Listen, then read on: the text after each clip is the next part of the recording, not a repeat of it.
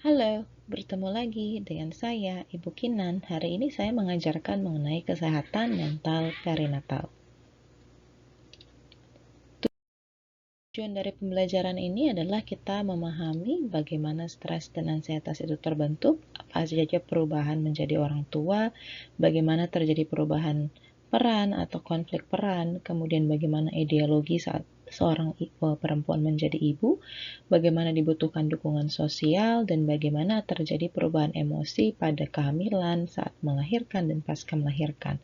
Kemudian apa itu postnatal blues dan distress atau depression. Nah, stres atau ansietas itu bisa terbentuk dalam kehidupan masing-masing orang karena berbagai macam faktor. Khususnya di pasien kita hari ini, kita melihat bahwa terbentuknya stres atau ansietas karena ada kehamilan yang terjadi pada pasien kita yang diikuti dengan posisi pasien kita perempuan ini menjadi ibu. Sebenarnya ini merupakan suatu tahapan normal bagi seorang wanita dalam kehidupan, tetapi banyak sekali perubahan yang terjadi sehingga membuat bisa terjadi ansietas dan depresi pada kehidupan wanita. Banyak sekali konsiderasi yang harus dipikirkan oleh seorang wanita saat dia sudah punya anak, yaitu dirinya sendiri, kemudian bayi yang dilahirkan, ditambah dengan juga harus tetap melakukan fungsinya sebagai seorang istri kepada suami. Jadi, begitu banyak peran ini membuat bisa mengalami stres atau ansietas. Begitu juga kalau dia adalah ibu bekerja, ditambah lagi stresnya.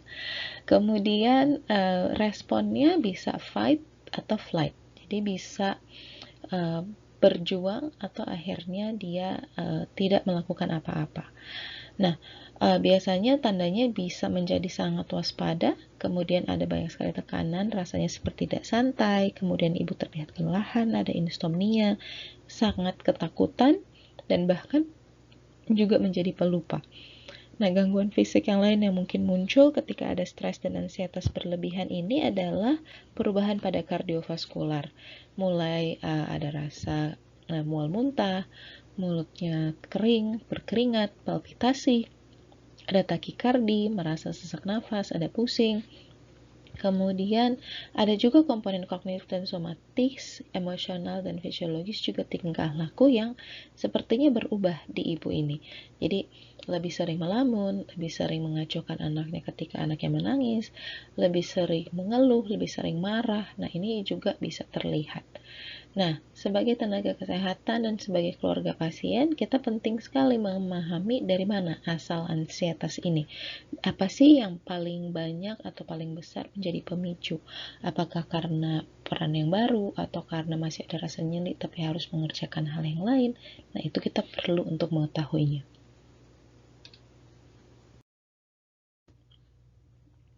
Nah, ketika seseorang memiliki anak, pasti ada perubahan peran untuk menjadi orang tua. Terkadang ini juga dihadapi tidak hanya oleh ibu, tapi juga oleh ayah. Jadi, kita penting untuk memberikan orientasi mengenai kebutuhan untuk penyesuaian dengan kehadiran bayi. Jadi, bayi perlu breastfeeding, perlu makan, kita harus pikirkan. Kadang juga ada keterbatasan finansial, karena harus beli pampers bayi, harus beli perlengkapan bayi, baju bayi, dan segalanya, sehingga menambah ansietas atau stres sendiri. Kemudian kadang kita juga harus melakukan penyesuaian gaya hidup dan peran. Jadi yang biasanya jalan-jalan tidak bisa jalan-jalan lagi karena harus bawa bayi. Yang biasanya single harus merawat orang lain. Begitu juga mungkin muncul kelelahan, nyeri, ketidaknyamanan, kurang tidur atau perasaan hancur dan perasaan muak atau exhaustion dan tidak bahagia. Jadi ini muncul karena melakukan perannya secara tiba-tiba dan tidak dengan ketulusan hati. Jadi dengan terpaksa, ya mau gak mau harus dikerjain kan sos. Jadi ini yang harus kita orientasikan, ini yang harus kita bantu untuk disesuaikan sehingga tidak menjadi beban, tetapi benar-benar menjadi tanggung jawab yang perlu dilakukan. Nah, kemudian kadang juga ibu memiliki stres yang lain karena berusaha untuk menyusui dengan maksimal. Begitu juga mungkin masih ada nyeri dari luka operasi, kemudian masih juga ada trauma perineal. Nah, sebagai seorang tenaga medis, kita berusaha mengorientasikan ibu bahwa ini adalah hal yang dialami ibu. Kadang perempuan merasa bahwa masalahnya terlalu besar, tidak bisa diatasi, dan merasa hancur sesudah melahirkan. Jadi tidak bisa berpikir bahwa ini hal yang normal dan dia bisa melaluinya dengan baik. Sehingga kita perlu juga membantu ibu untuk bisa memiliki komunikasi yang baik dengan suaminya, dan begitu juga dengan keluarganya yang menjadi support system, karena terkadang banyak sekali komentar-komentar dari support system yang akhirnya membuat ibu atau bapak menjadi lebih ansietas saat sesudah melahirkan menjadi orang tua. Nah, perubahan peran atau konflik peran mungkin juga terjadi. Jadi ketika pasca melahirkan, ibu dan ayah berperan penting untuk melakukan penyesuaian yang positif. Dua-duanya berperan bekerja sama supaya menjadi menyenangkan menjadi orang tua. Kadang dunia ayah juga sulit karena ayah bingung mau ngapain, dan ibu karena kesakitan ya kita suka bilang ayah nggak peduli, ini ayah tuh nggak ngerti. Jadi harus dibantu supaya ayah juga memahami, ibu juga harus sabar karena ayah juga memiliki penyesuaian. Jadi sama-sama belajar bagaimana menjadi orang tua, sama-sama menjalani perubahan peran. Kalau misalnya nanti ada konflik peran, sama-sama berusaha melihat bagaimana ya supaya kita bisa menyelesaikan masalah ini dengan baik sebagai satu tim. Nah, terkadang kita perlu melakukan screening untuk melihat bagaimana kondisi mental dan kesejahteraan dengan Woolly question. Jadi Woolly question ini ada 2 pertanyaan. Kita tanyakan apakah selama sebulan terakhir merasa terganggu dengan perasaan rendah, depresi, atau tidak ada harapan. Apakah selama sebulan terakhir merasa terganggu dan memiliki sedikit ketertarikan atau tidak ada rasa puas dalam melakukan sesuatu. Sedikit ketertarikan atau rasa puas, jadi rasa puasnya tidak banyak. Jadi seperti kayak ya udahlah ya. Jadi ini harus kita kaji apa yang dirasakan dengan menggunakan prinsip Woolly question. Ada beberapa pengkajian juga yang bisa kita gunakan seperti Edinburgh Postnatal Depression Screening (EPDS), atau di Indonesia juga menggunakan PH question. Jadi nanti saya akan posting satu video juga mengenai apa saja yang bisa kita gunakan untuk memahami tools yang bisa digunakan untuk mengkaji depresi. Kemudian terkadang ketika ibu baru menjadi ibu memiliki ideologi ya, sangat idealis. Idealisnya adalah bahwa perempuan menjadi tidak sempurna kalau dia bukan super mom, super wife, and super in everything. Tapi sebenarnya masing-masing perempuan, masing-masing ibu itu memiliki perjalanan hidupnya masing-masing. Tidak bisa menyamakan, oh kalau mama saya dulu begini, saya juga bisa. Tidak bisa. Jadi masing-masing itu berbeda, satu pribadi dengan pribadi yang lainnya, sehingga pasti perjalanannya untuk menjadi ibu, ideologinya untuk menjadi ibu juga berbeda. Sehingga kita harus bisa mengorientasikan, memberikan penyesuaian dan adaptasi kepada ibu bahwa ibu tidak harus selalu menjadi super mom, ibu tidak harus selalu menjadi super wife dan super in everything. Karena ibu juga manusia, ibu bukan super mom, ibu bukan Superman. Jadi ibu harus bisa memahami bahwa ibu bisa merasa lelah, ibu bisa merasa semuanya kayak mau hancur. Tapi itu perasaan yang normal, karena kita memiliki banyak sekali peran dan tanggung jawab yang baru yang harus kita kerjakan.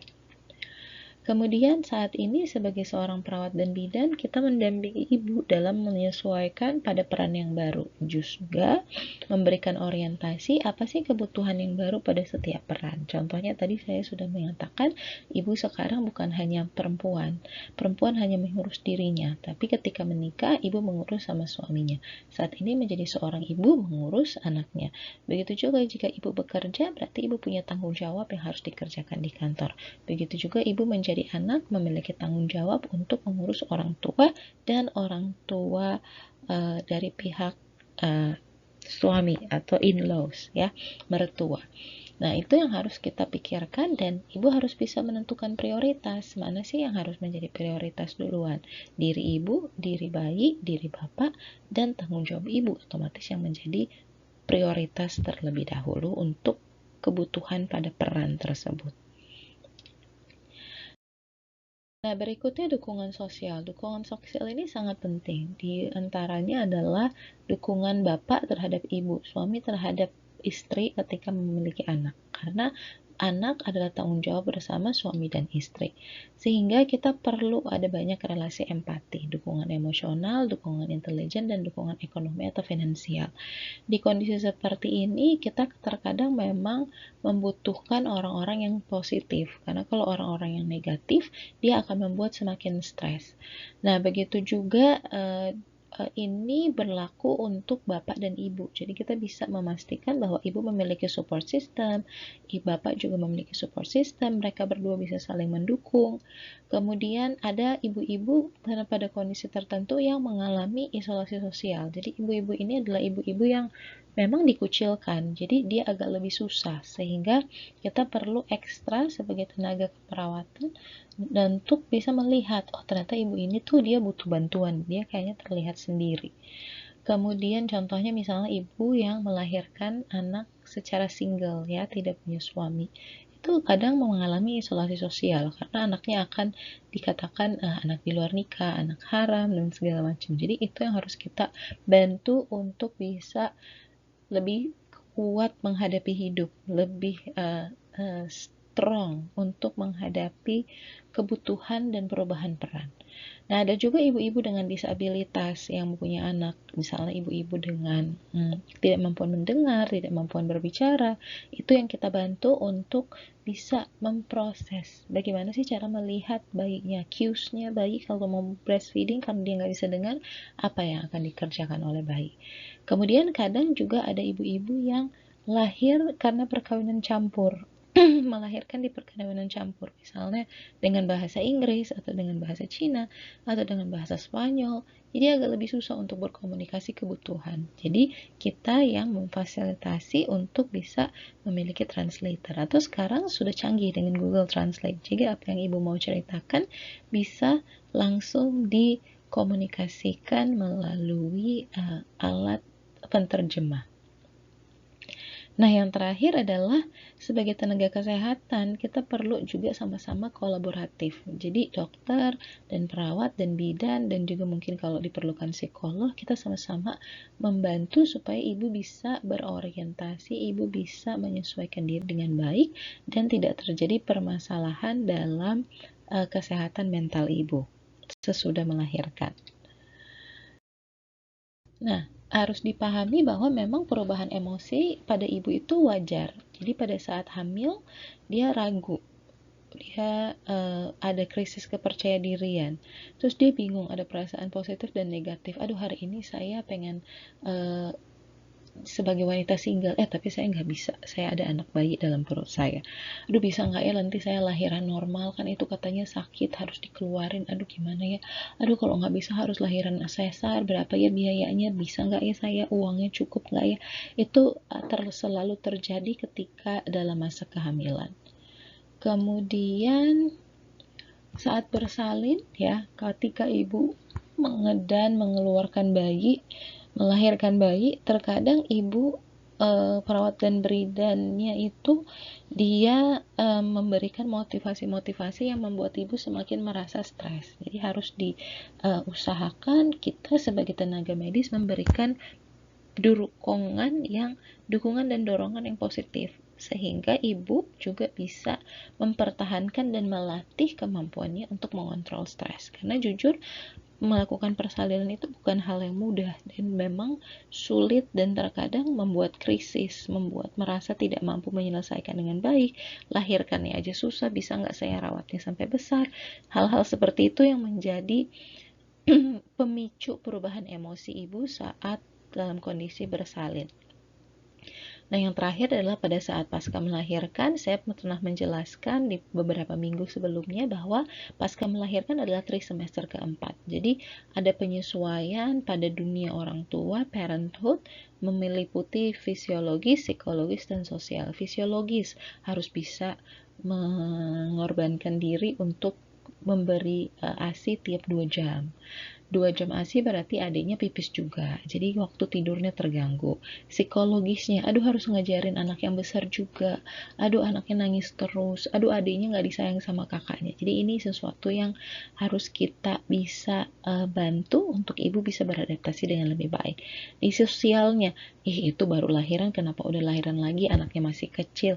Omongan-omongan dari luar yang harus kita bantu ibu untuk bisa menyesuaikan dan bisa tidak mendengarkan, tapi berfokus kepada apa yang menjadi tanggung jawab. Jadi perubahan emosi karena orang lain kita usahakan untuk stop supaya kita bisa memaksimalkan peran kita sebagai ibu dan merawat anak-anak.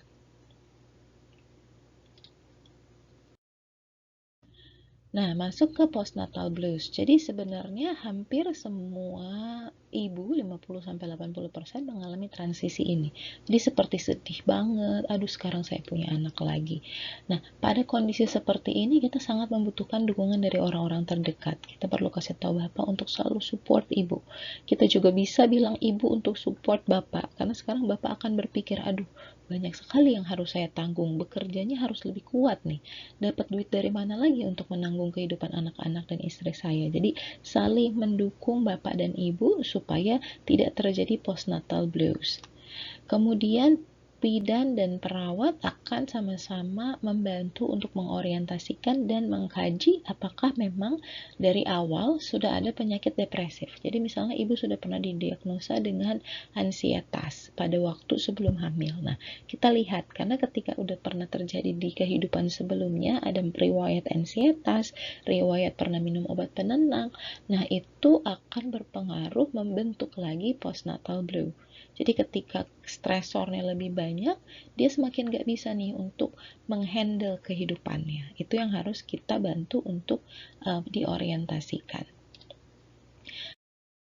Nah, berikutnya adalah distress atau depression. Jadi kita melihat bagaimana sih dari ansietas jadi akhirnya postpartum blues.